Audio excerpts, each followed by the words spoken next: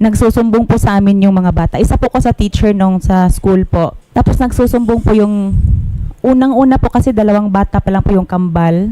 Nagsumbong po sa amin na Ilang taon? 17 po nung time na yon.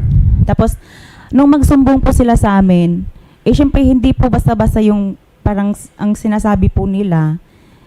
Kinausap po talaga namin sila, nandun po kami sa library kasama po yung kasamahan po naming teacher.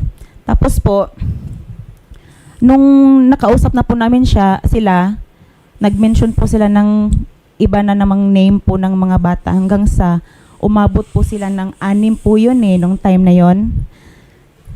Di nung malaman po namin na ganun po talaga may ginagawa po pala sa kanila si Sir Bantoto, yun po, ginausap po namin yung isa sa mga school board. Teka, public school ba to? Private school? Private school po. Private school, oh. Yes po. Kinausap po namin yung isa sa mga school board kasi sila yung may talaga kung ano yung maaari po nilang gawin, yun po. Umaasa po kami talaga sa kanila, sila po yung tutulong sa mga bata. Tapos nung kinabukasan po, kinausap na po yung mga bata. Okay. Makakausap po natin yung ilang pong biktima. Napapangalanan po natin si alias Jel, alias Jean, and si alias Yan, Teka, and ilang alias taon niya mga yan? 17 po. 17 sila pare-pareho? Yes, Ano to, puro babae? Ayan po, nasa Puro inyo babae po. Ah, Sabi ganun. niyo. Okay. Okay, hello? Hello? Opo, Oo. opo.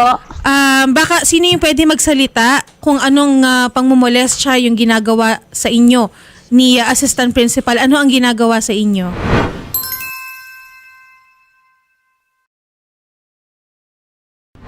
Ano po kasi, bigla-bigla po siyang umaakbay, tas yung kamay niya dumidiretso sa dibdib, ganun po, tas nung may piso wifi po kasi sila, tas maghuhulog sana ako, tas nagpa-exchange ako ng coin kasi wala akong coin. Sabi niya po na kiss muna.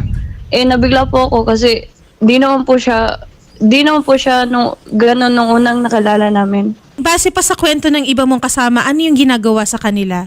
Si Jel po, Mhm. nung sa JS daw po, JS Prom po. JS Prom, anong nangyari? doon po daw sila unang nagkakilala. Tapos lagi na lang daw po siyang pumunta dito sa bahay nila Jel. Kinilala po siya nila Jel na ama. Kasi Anong ginagawa wala na po kay silang- Jel? Anong pangmumolestya yung ginagawa kay Jel? Grabe to. yung hinihilot po siya, tas yung kamay sa dibdib po, tapos hinahalikan po daw sila bigla. Okay. Sa Teka, ito ang tanong ko. Teka, Iya ha, naniniwala kami sa inyo may ginawa talagang kalaswaan nyo itong principal. Ang tanong ko, Christy, ba't kinailangan mong pumunta pa dito para dyan sa complaint na yan? Anong ginawa ng eskwelahan? Yun nga po Yun po itong pinapunta ko dito dahil wala po silang ginawang action. Actually Okay. po, dinidispensahan po siya ng mga school board. Ang katunayan po niyan, ako po yung tinanggal. Tapos, kasi isa po ako sa mga teachers na talagang gustong tumulong sa mga bata, magkaroon lang po sila ng hustisya. Kasi kung kahit sa anak ko po mangyayari, hindi ko po kakayanin pagka ganun. Kasi isa po sa kanila, kapag kinakausap mo, umiiyak na tapos nanginginig na po yung paa, yung parang may video po ako habang ini-interview po ng ilang mga school board. May formal complaint na na-file sa school board? May papeles? May Meron. affidavit, etc.? Meron? Wala pong ganon, yung Anong nangyari? pag-uusap verbal lang po. Pero habang kinakausap po nila yung mga bata, may video po doon. Nasaan yung mga video na yun? Nandito po sa Hawak akin. mo? Okay. Yes po.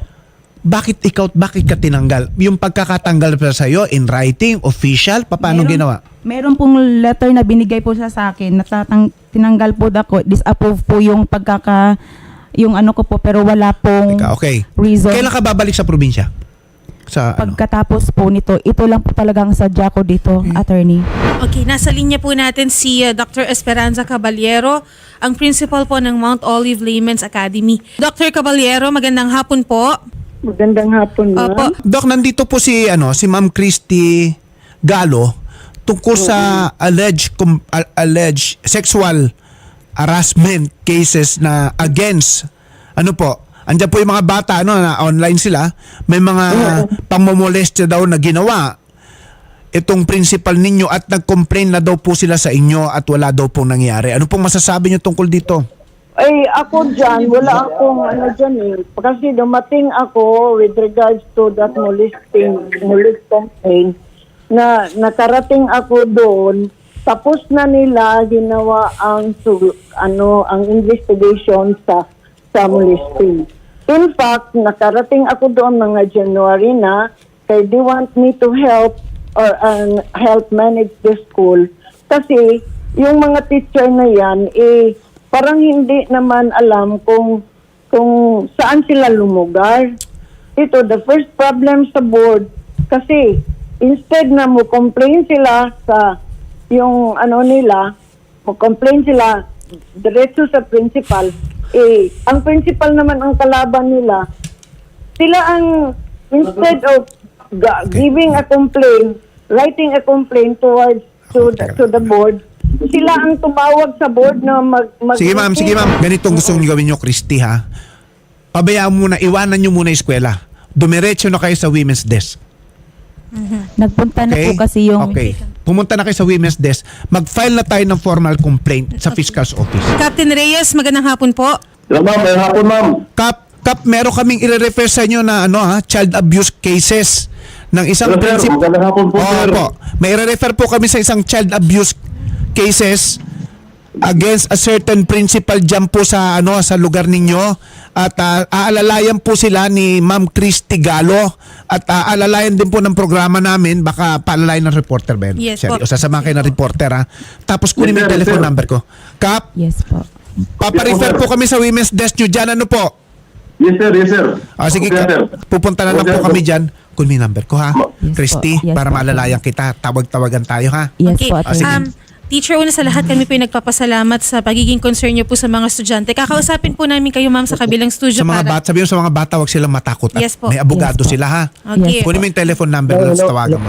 Salamat po, Captain Michael Reyes. Ang ganun din po kay Dr. Esperanza Caballero, yung bagong principal daw po ng Mount Olive Layman's Academy. Ma'am, maraming salamat po. Kausapin po namin kayo sa kabilang studio.